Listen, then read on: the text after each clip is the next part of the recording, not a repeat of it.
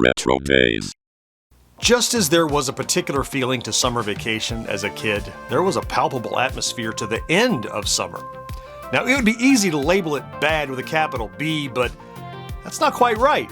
Now, sure, there was always a melancholy associated with the end of summer, but by definition, it's bittersweet. There were coexisting feelings, the interplay between sorrow and a tender joy. What caused this was nothing more than our keen awareness of time. We knew that summer was ending, sure, but somewhere deeper inside the knowledge that good things, special moments, and even youth, they don't last forever. Now, we didn't dwell too long on the existential nature of these ponderings as kids, and instead leapt into action. After all, if summer was about to end, then we had to get in as many of those special moments as possible. And man, there were a lot of things we still had to do.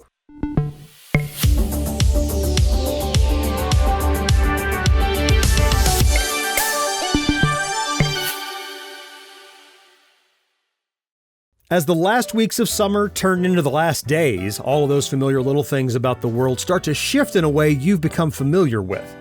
Stores begin to stock back-to-school merchandise. Your friends arrive home from vacations or summer camp. Your parents start to seem excited for the end of summer, and you're not entirely sure why. Yeah, you know this atmosphere well, and you know what it means. So you hop on your bike with one main goal in mind, find your best friend, and start planning the rest of your summer vacation before there's no longer a summer vacation left. I'm gonna beam down to the dunes. I'll race you. Street machine. Murray move. Too sweet, easy, just a street machine. Murray move. From break. Quick stop. Street machine. What took you so long?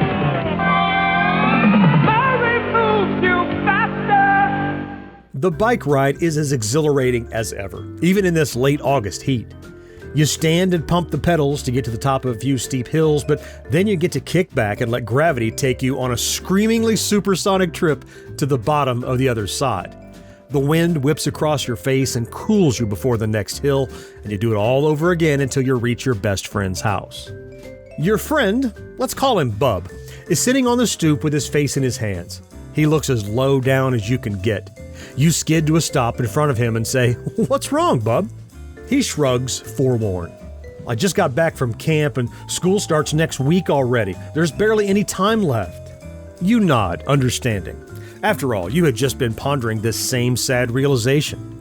But then you take a deep breath of freshly cut grass and chlorine from a neighbor's pool and say, "Grab your bike." "What for?" he asks. You reply, "We're going into town for ice cream." Wednesday is Sunday at Carvel, and look what they have for you. Soft serve Sundays, buy one, get one free. Mini Sundays packed 6 to a box, buy one, get one free. Or old-fashioned Sundays, pack 3 to a package, buy one, get one free. And in flavors like apple strudel, Florida sunshine, Samos, chocolate marshmallow. That's at your participating Carvel ice cream store, please. Thank you. The ride to town is exhausting, but you know that on the other side, a cold dessert is waiting.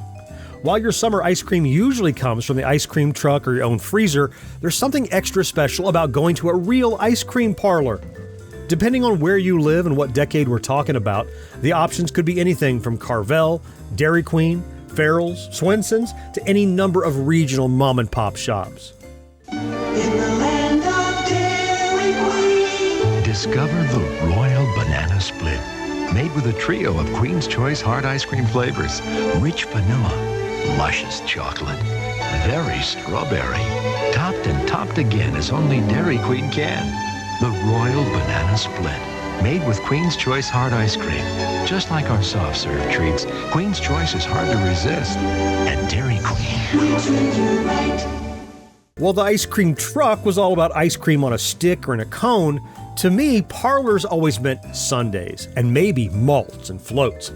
If you're going to walk into an actual sit-down establishment, I say that's a good enough excuse to go a bit above and beyond with your ice cream choices. In the world of sundaes, the banana split had to be the reigning king for most of my childhood. It's what I thought of when I thought of an ice cream sundae, and I'm not even sure I can tell you why. It's not like I particularly loved bananas or that it was the first or 50th thing I'd think about pairing with ice cream. I guess it was just the obvious classic example, and apparently became a thing because it was a relatively new imported fruit at the turn of the century, and so considered somewhat exotic for the time. According to bananasplitfest.com, its history began when David Strickler, a 23-year-old soda jerk at a drugstore in Latrobe, Pennsylvania, started experimenting with different ice cream combinations. He cut a banana lengthwise, added 3 scoops of ice cream, typically vanilla, chocolate, and strawberry, and initially topped it with sweet syrups, chopped nuts, whipped cream, and a maraschino cherry. It was an instant hit. And who are you to argue with history? So you and Bub have banana splits and formulate the plan for the rest of the day.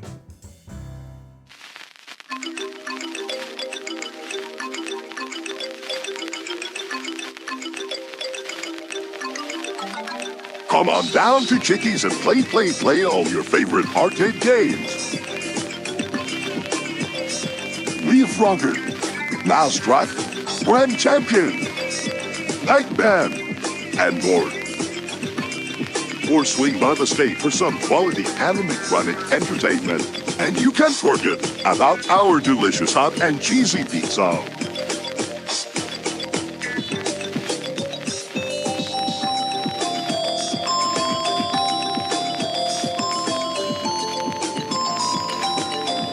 Since it took so much time and effort to get into town, there were a couple of other stops to make. First was the local arcade. The arcade would always be there, even when school was back in session, but summer just made everything better. Even in the afternoon on a weekday, the place is buzzing, what with everyone still on vacation and tourists in the area. The atmosphere is electric, and even if you only have a few quarters to spare, gotta save up for the next 2 stops, you know how to make that money last. The best way to do it is by playing a skill-based classic that you've had a lot of practice with, like Asteroids, Centipede, and especially Robotron, which would award free lives for score milestones. If we're talking about the early 90s, though, then it'd be pretty hard to avoid playing Street Fighter II or Mortal Kombat. It's also a given that 4 people would circle up around either The Simpsons arcade, Teenage Mutant Ninja Turtles, or the X-Men. The 4-player co-op beat-em-ups were undeniably great, if not notorious quarter munchers. Eventually, you ran out of money and spent some time watching other kids play, but in its own way, that was fun too. When the excessive heat of too many bodies packed into a small space becomes too much, you leave with Bub and head straight to the video store.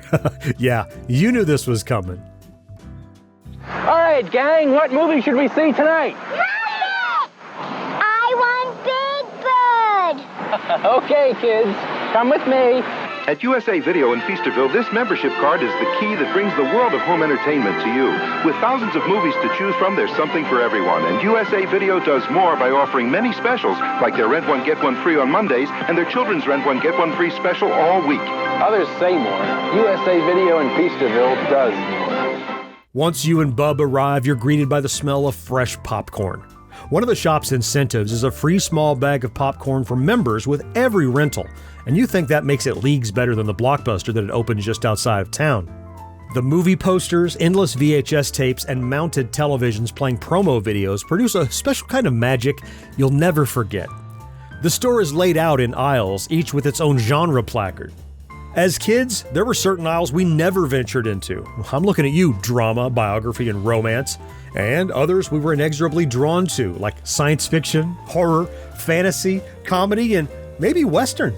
There are so many old favorites scattered among a smattering of newer movies. You and Bub no doubt spend almost as much time here as you did in the arcade, perusing titles like Rambo, Inner Space, Gremlins, RoboCop, Creepers, Attack of the Killer Tomatoes, E.T., Terminator, and on and on and on. Digging in your pocket, you retrieve the membership card. This one has your name on it. Not your mom's name, not your dad's, your name. It makes you feel kind of adult because at this location, you pay a small subscription fee to get discounted rentals, 1 free rental after every 10, and that coveted bag of popcorn. You and Bub choose a couple older flicks and 1 newer one, then head back home for a sleepover. But not just any kind of sleepover. Aren't you supposed to be sleeping? At slumber parties, we want to hear Snap, Crackle, and the Pops. That's Pop. Ready when you are. Mom better not hear a sound. Snappy's the snappiest sound you hear. You gotta get rockin' when Crackle appears. But there's no stopping once Pop starts popping. Snap, crackle, pop coming to your ears. Perfect. Kellogg's Rice Krispies, the talking part of this complete breakfast. Isn't it late for breakfast? We're just early for tomorrow. Oh. Back at your place, a few more friends, let's call them friend, buddy, and guy, arrive with their own minor contributions to the night ahead. They have video games, candy, and toys, all of which are going to come in handy. This night is special in and of itself. It's perhaps the last sleepover of the summer and a last taste of freedom. The cool of evening presses in and you watch movies, eat junk food, play video games, shoot each other with Nerf guns, go outside to play manhunt, and allow the summer vibes to flow freely. However, there are pressing matters to attend to, and so, nearing midnight, you disappear to your room and return with a composition notebook and colored pencils. You preside over your gathered friends like the leader of dystopian road pirates. With gravitas, you say, "We have only 1 week left. 1 week left of freedom. 1 week left with no homework. We need to make a list of everything we want to do before it's over." A moment of sincere silence is broken by Guy farting loudly. Everyone bursts into laughter, but you can tell they understand the importance of this, and after a few fart jokes, the list begins to take shape. Everybody contributes, and with each entry, the excitement grows. You start the list with water-based things like high diving at the community pool, sand castles on the beach, fishing at the lake, whitewater rafting, going to the water park, and one last epic water gun fight.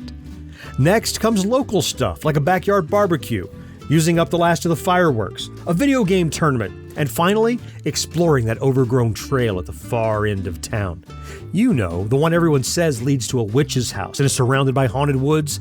Yeah, let's Hardy Boy the heck out of that story. Nearing the end of the list, someone adds camping, and that's when you smile and close the book.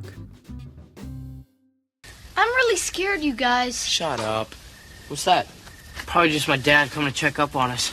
Maybe he can help us get the lantern working. Quick, pretend like we're asleep.